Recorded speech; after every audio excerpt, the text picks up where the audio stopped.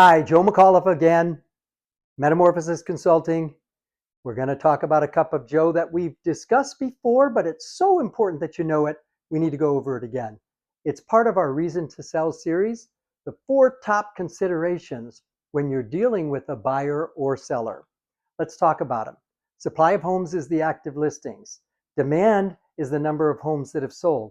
Consumption is the absorption rate or month's supply of inventory, which tells you what's happening in the market.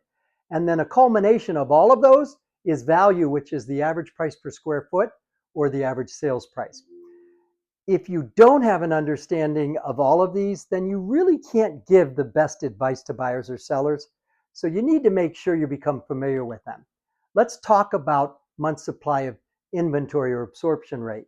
Typically, nationally, it's around 5 to 6 months. It goes up if the house becomes a lot more expensive. But if there's more than a 6-month supply of homes for $440,000, $450,000 for sale, the market is said to favor buyers. That's a really good thing for buyers because they could typically get a better price. But if there's less than a 5-month, the buyers don't have as much of a selection. They're competing for fewer homes, which means they're going to pay more. Better for the sellers. Okay, let's talk about inventory or the active listings. If the inventory level is declining, that is really good for sellers because there's less competition. They're going to be able to get more money.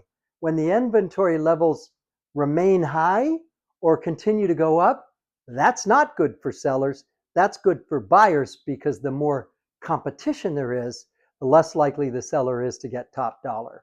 Okay, that's a little bit of information that I think is really important for you to consider. You need to do your research, analyze the market trends, supply, demand, consumption, value. And of course, don't forget about our partners. We'd love to have you refer some business to them when you get a chance, of course.